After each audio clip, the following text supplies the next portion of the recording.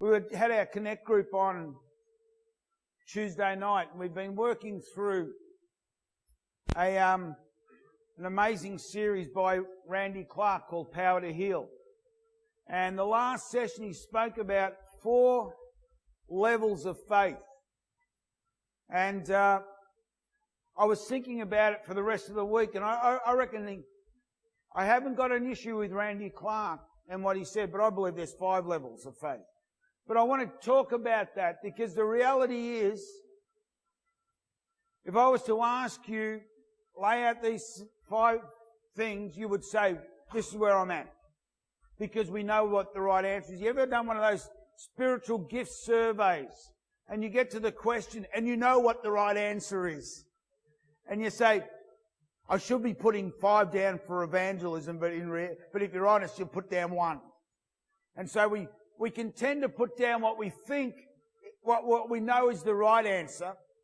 And then you, of course, you do the spiritual gift survey and that comes back and says you've got every gift under the sun and you do it well or with excellence because you've actually said what you should do.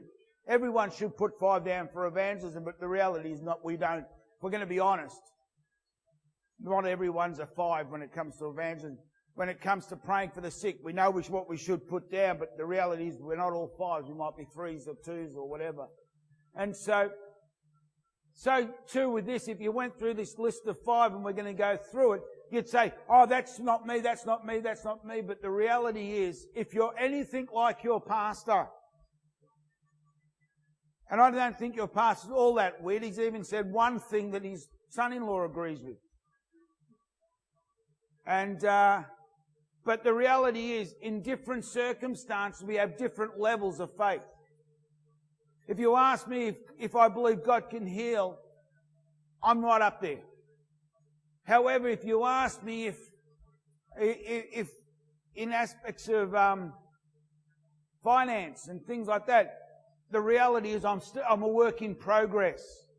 And so there's other people that say, oh, that's easy. And they'd be right up there, level 5.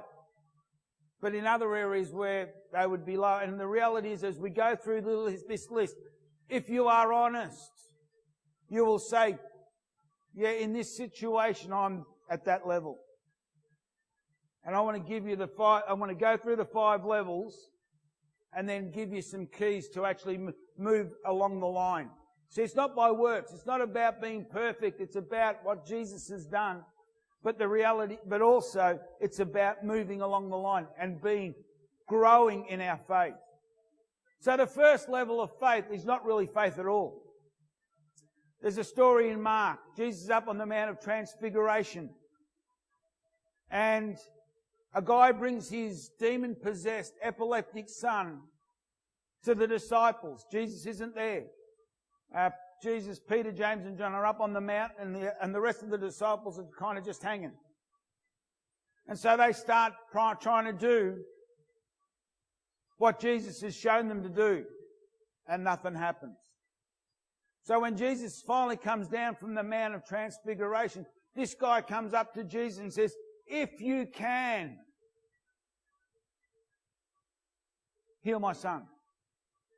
This guy really had no faith at all. His position in terms of faith was, I don't even know if God can do anything about my situation.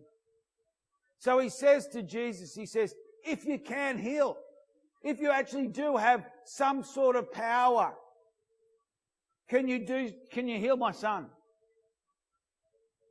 And of course, Jesus' response to that was, if you can believe, all things are possible. But you see, the reality was this guy, because of the circumstance and because of the disappointment over a period of time, and the fact that he's brought the son to the church, and the church couldn't do anything about it, he's finally got to Jesus and says, if it's possible, if you can do anything, if you can actually do something, please heal my son. And I've got to tell you, there are certain situations where that's kind of like my prayer. God, I don't really know if you can actually do anything about this situation, but if you can you do something? And if I'm honest, and if we're honest, there will be situations in our life where that's the reality of our faith level. And I've got to tell you, it's not a sin. Don't beat yourself up. Guess what? Jesus healed the guy. You know, I'm old enough and long enough in the church to know that it was all about faith, and if someone wasn't healed, oh, it's just your faith. Or it's just their faith. And we kind of blame game. This guy had no faith. Yet God gave him what he wanted. Interesting. If you can do anything. If you can actually heal someone. Jesus, what an amazing prayer. Jesus, if you can actually heal anyone, can you heal this one? And that's the level of faith or unbelief. And Jesus, of course, says, if you can believe, all things are possible. And with that, he heals the guy's son. I'm not going to go into the whole prayer and fasting bit that follows in that story, but the reality was, at that lowest level, if we're honest, there will be situations in our life where that is where we're at. And I've got to tell you, it's good. But what we need to do is, we need to pray and believe God for a revelation of His omnipotence. In those situations, as I was thinking about this during the week, and I was working through this list, and I got to that one, I realised that if I can't necessarily believe God to bring breakthrough in this area of my life, why pray about it? Pray and say, God, I need a revelation of your omnipotence. I need to get a revelation that you are all powerful. I need to get a revelation that you are all knowing. And so therefore, because you're all powerful and all knowing, then I can stand and say, I believe God can bring breakthrough in this situation. And then pray the prayer of faith. So that's right down there.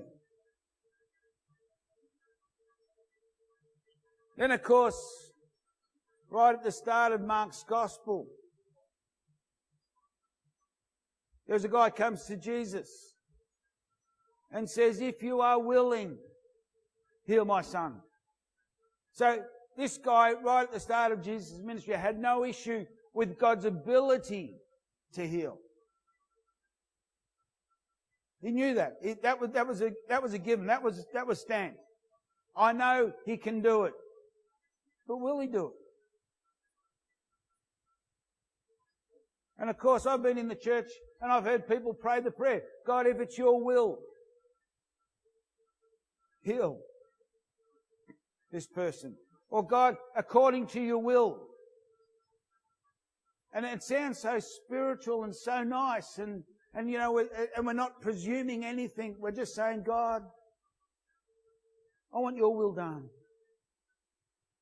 There's not one person in this place that doesn't want God's will done. But we use it as an excuse to be able to then say, when nothing happens, well, it just wasn't God's will. Pray for this person that He's healed. Nothing's happened. Must have been God's will. And we use it as an excuse. Hey, you have permission to say, I don't know. That's why we have 4 non-negotiables, things that are not up for debate, not up for discussion, as part of our church's belief. And the answer to the question is, I don't know, so often. But this guy says, I know you can do it. I know you have the power, and I know you have the authority. I know God's Spirit's on you. I know you have the anointing. I know you can do it. But will you? And of course, Jesus says, I am willing. And He's saying today to you, in your circumstance, I am willing. You're crying out to God for breakthrough. And you know God can do it. Today you might need to just get that revelation that, hey, He actually wants to. He actually wants to heal you. He actually wants to bring breakthrough. He really does want to break that off. Just as with the first one, there was a need for the revelation of God's omnipotence. The fact that He's all powerful. In this case, if we're struggling with the fact, is God actually willing to do this for me? Does God really want to do this for me? We need to get a revelation of His heart. We need to get a revelation of His heart. So many of us are aware of His works. But Moses prayed and said, show me your ways.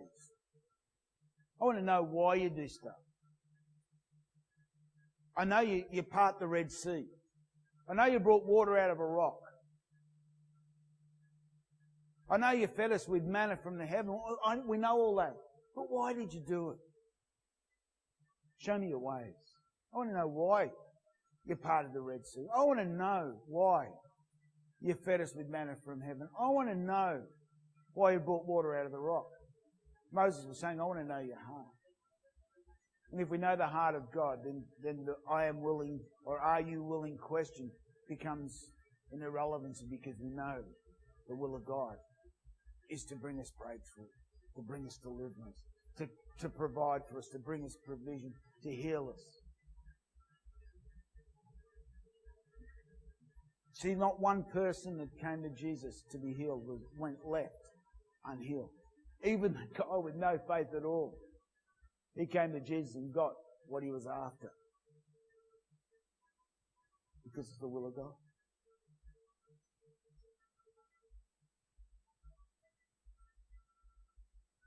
That's right up there with, I'm just a sinner saved by grace. If it's your will, heal. Anyway. Grace.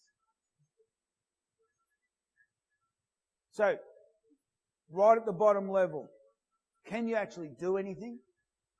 We deal with that. Are you actually prepared to do something? The next level of faith is if I can. The old if I can faith. And we got the great story of the woman with the issue of blood. It says, if I can touch the hem of his garment, I'll be made well.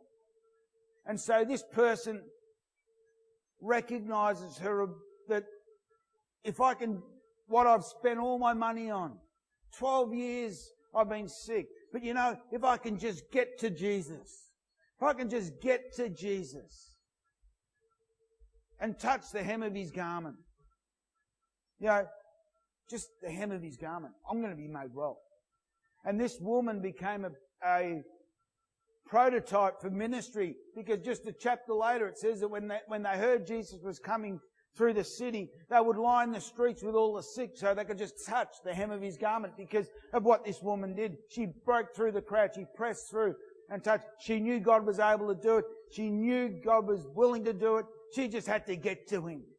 And I've got to tell you, church, there needs to be that determination.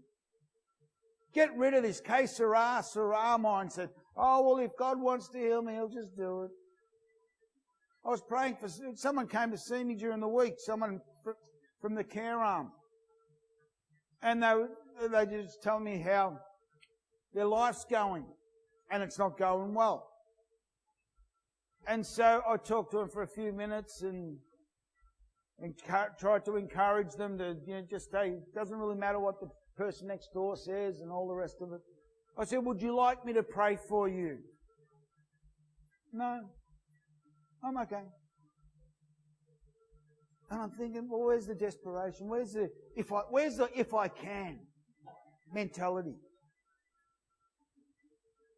I was thinking about healing rooms. We've got some amazing testimonies out of healing rooms. It's operating one day a week or for a couple of hours on a Thursday, and a lot of us work, and so therefore we just can't get to healing rooms on a Thursday between 1 and 2:30. If you can, great. But there's a lot of people can't. I understand that. But there's many other ways to get to Jesus. And I've heard, do you want to go up to healing rooms? No. If you just follow, this is on a third, just follow the arrows. We have arrows. Just so you don't get lost. No, it's all right. And they go home, go out the same way that they came in, and then it's God, well, God doesn't really care about me. No. This woman knew God cared, knew God could, and did what she could do. She pushed through the crowd. And I've got to tell you, there's times when we just got to push through. You've got to change the flat tyre on the car. Just keep going. If I just can do what I can do. One of the in the college that one of the questions that the students had to deal with was an amazing story. David's fleeing from Saul. And he comes to a Philistine village. And so they recognise him. And so David's going to kill him. Saul's going to kill David. The Philistines recognise David, so they decide they're going to kill him. So he's in trouble. He's got the king of Israel after him and the Philistines after him. Who knows, he's having a bad day. And so the story goes that, so he's run from Saul, he's got to this village, and to avoid getting killed by the Philistines, he pretends to be mad. Starts dribbling at the mouth, acting mad, and they send him away. They don't kill him, they send him away. He writes a psalm. I think it's Psalm 34. Students can correct me if I'm wrong. In which he praises God that God delivers him from all his trouble. So what is it? David running and acting mad, or was it God? The answer is yes. Because David did everything he could, but then when he got the breakthrough and the deliverance, he said, God, it's you. And only you that does it. And that's the mindset that we've got to have. That says, I'm going to do whatever I can. I used to get really frustrated with people that would say, well, there's a healing evangelist in Melbourne and they're going to go over there, because I knew that the Bible said that we all have the ability to pray for people. So why would you run to the healing evangelist? I tell you what, I've changed my mind. I'll help you get there. Because we do what we can for the breakthrough. We do what we can do to receive. If I can just touch, I'll be made whole. So now you've got the third level. We've gone from, I don't even know if God has any power at all. I think he's just grandpa in heaven. Just wanting to pour a little, give out the little candy. No, that's the lowest level. Then we deal with that, we get to, he can do it. I know he can do it, but does he really want to? We deal with that. Now we get to I'm going to do whatever I can, and I'm going to recognise that it's all God. Then the fourth level is what Randy Clark referred to as reckless faith. It's when blind Bartimaeus could do nothing. He was a beggar. He was blind and he could do nothing. So he's sitting on the side of the road, and he recognised that he couldn't do a thing to change his circumstance. But God could. So what did he do? Persistence. He started yelling out. Everyone's starting to tell him to shut up. So he yells even louder. My favourite healing in all of the Gospels. Blind Bartimaeus. Oh, shut up. Very, very obedient beggar, this guy. He just shouts out even more. Jesus stops. Crowd's fickle. I just get these amazing pictures in my head. My brain goes in Technicolor sometimes. So here's these guys. Shut up. Hey, he's calling you. So from shut up, don't annoy him, to, hey, he's calling you. In the matter of a verse. Seconds. Crowds are fickle. And he had to deal with that. And he had to be persistent. I've got to tell you, church, we've got to be persistent. So they were the 4 levels. I don't even know if he can. I don't know if he's willing. If I just touch, and I can't do anything about my situation, but I know God can. But there's another level. And it's called great faith. And as I was thinking about these 4 levels, I'm thinking, well, there's also this level. Jesus only said 2 people had great faith in all of the Gospels. One was a woman, one was a man. One was rich, one was poor. One was well respected in the community, the other one probably wasn't.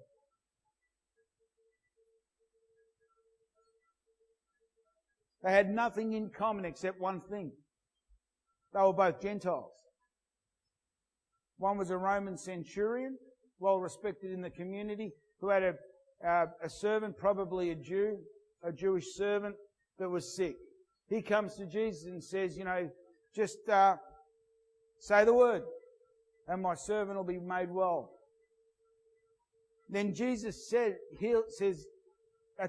go your way, your servant, just as you've said.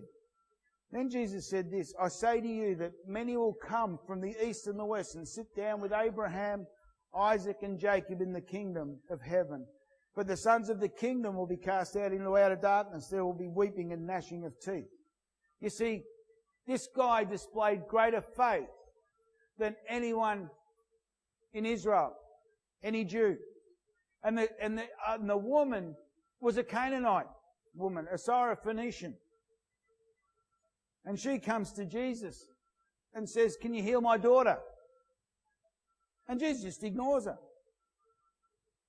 So she asks again.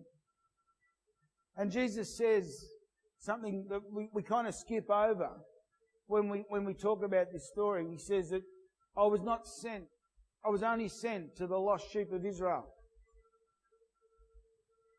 And this Canaanite woman said, even the dogs. And Jesus then goes on and says, it's not good to throw your bread before the dogs. And this woman says, well, even the dogs get to eat the crumbs that fall from the master's table. And Jesus goes, whoa. That's my translation. And again he says, and because of your great faith, your daughter lives. Your daughter's fine. Why did Jesus use that phrase? Well, because it was a common Jewish term for people, for Gentiles. Jews in that day referred to the Gentiles as dogs. And Jesus is actually using that phrase to reaffirm that he was sent only to the Israelites, not to the Gentiles. So both these times when great faith is used, it's Jesus using it to heal or to grant the request of a Gentile when he was not supposed to be dealing with the Gentiles at all. But faith moved him. In a sense, moved time. We get a picture of it with Mary at the wedding of Cana. The wine runs out. They have no wine. Jesus says to her, it's got nothing to do with me. My time has not yet come. Then Mary says to the servants, whatever he tells you to do, do it. Whoa, my time has not yet come, but I'm going to supply the wine anyway. Dragging the future into the present. That's what great faith does. Great faith drags the future and makes it part of the present.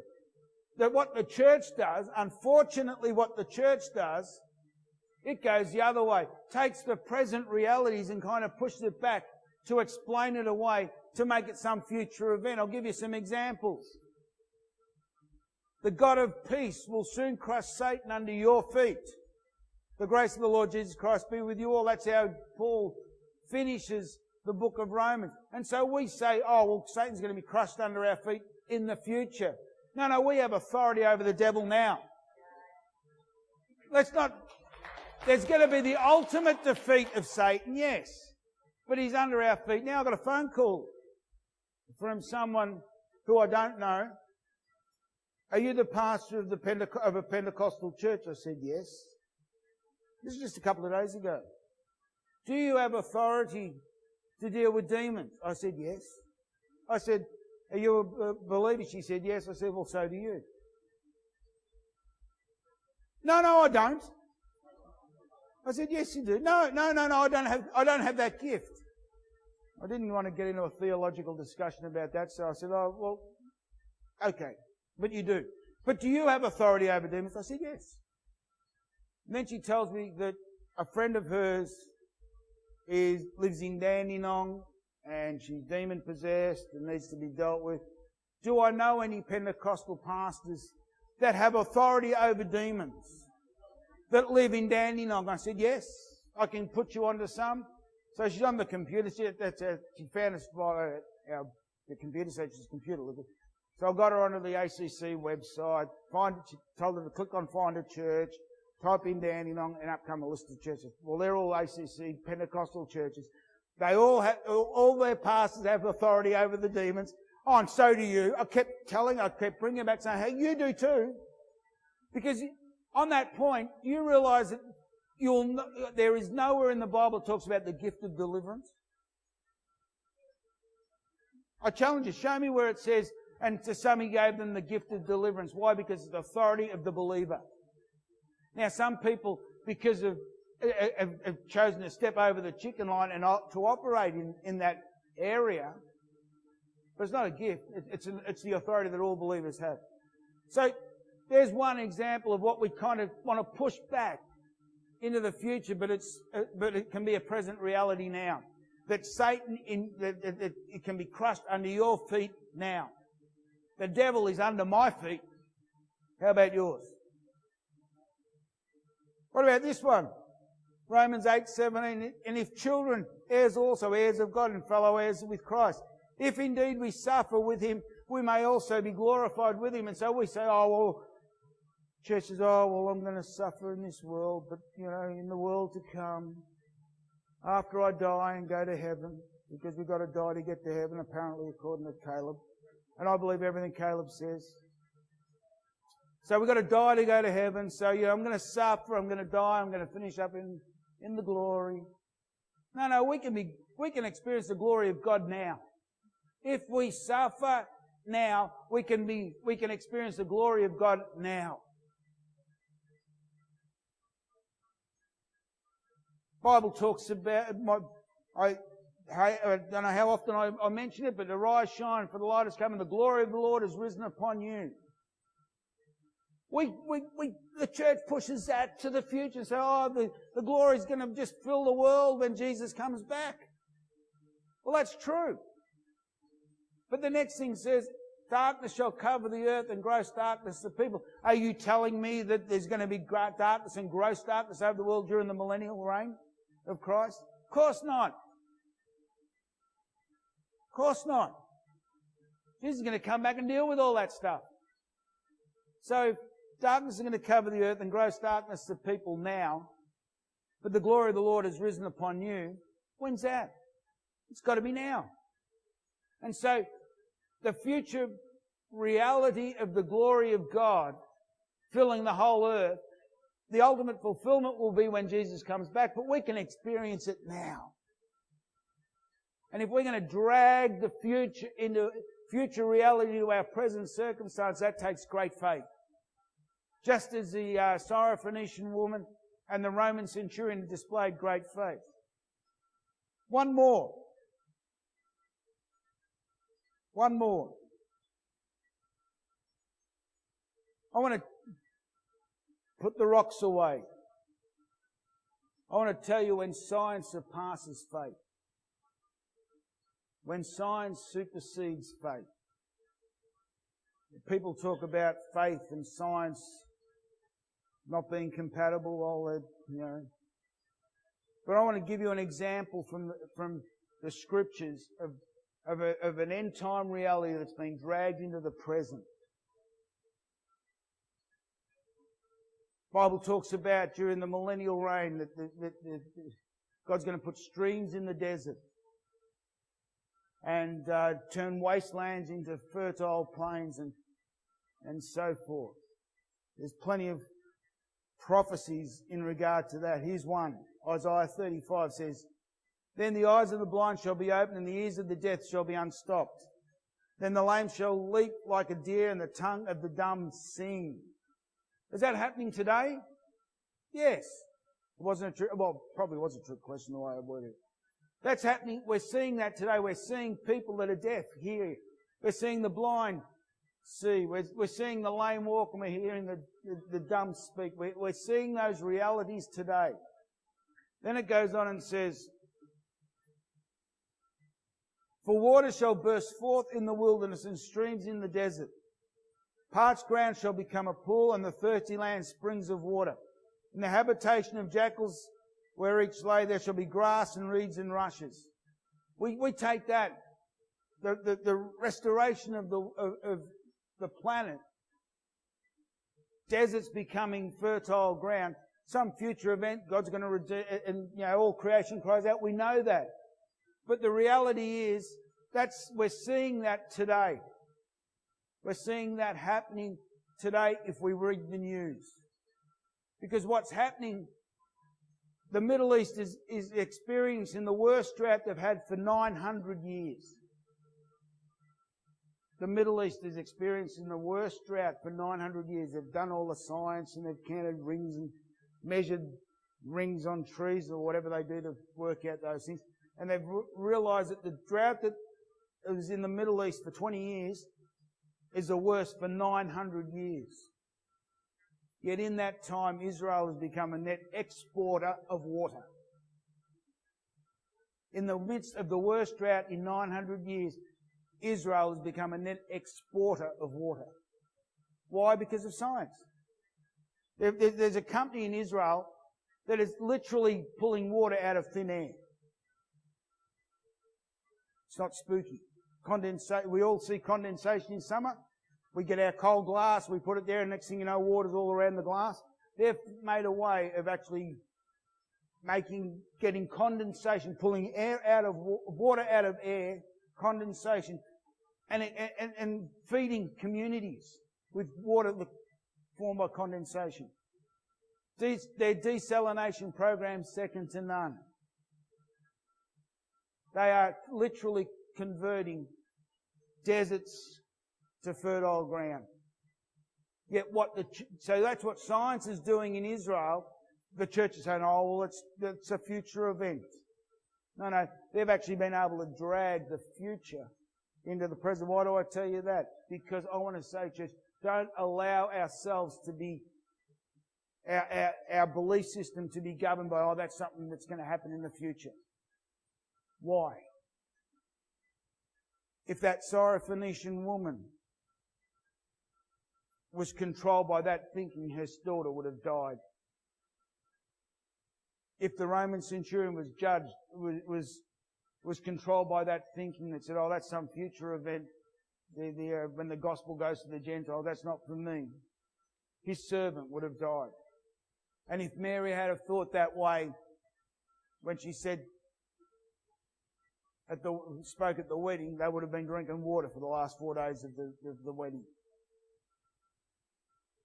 instead of nice new wine, the best wine. So there's 5 levels of faith, and as I said to you at the start, the reality is, if we look at our circumstances, we will find that in different situations, we're operating at a different level of faith. Level 1, if you can. Not much faith at all. Really doubting God's ability to actually bring breakthrough in our situation. The solution, pray and believe God for a revelation of His omnipotence. Second level, if you will. That's a question that goes to the heart of God. I know God can bring breakthrough, but I don't know if He ever will. No, we need a revelation of His heart. That His heart is a heart for us.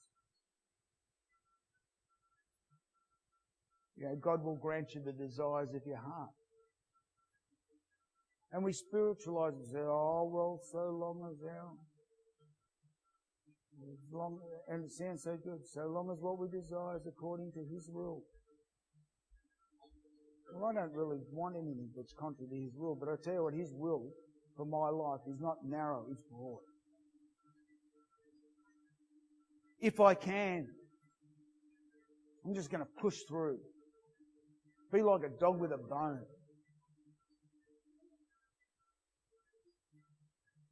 If I can't do anything about my situation, but I know God can, be persistent.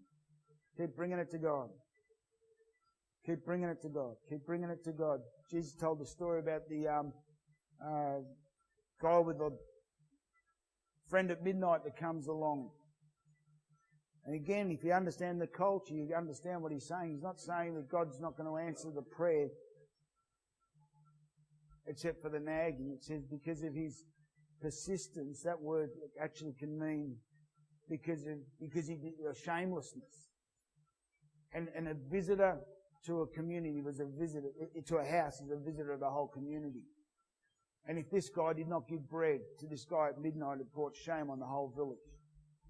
He's not going to do it because he's his friend, but he's going to do it because he doesn't want to shame his name. I want to tell you, God will bring breakthrough to you in your situation because he will not bring shame on his name.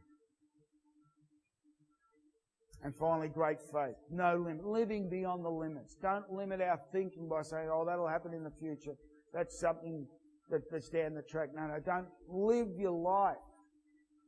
Church, live your life with no limits. Don't limit yourself. Don't limit what you think. Don't limit what you believe by your circumstances. Limit it by the Word of God. And the Word of God said there is no limits. Don't just put stuff that seems too good to be true in the future basket. Grab hold of it by faith and say, I want to experience it now. I want this church to shine. I want this church to be such a bright beacon in our community that we see Isaiah 60 fulfilled in Gippsland Christian Church now, not in the millennial reign, when in a sense it would be irrelevant because the glory of God's going to be in the face of His Son sitting on His throne. But I want us to shine now. 5 levels of faith. Let's be honest. I'm operating between A and E. Give me 5 situations. I'll give you 5 situations and I can say A, B, C, D, E. And that's where we're all at, I believe. So it's really a case of just growing. Faith comes by hearing, hearing by the Word of God, hearing by revelation. Let's stand.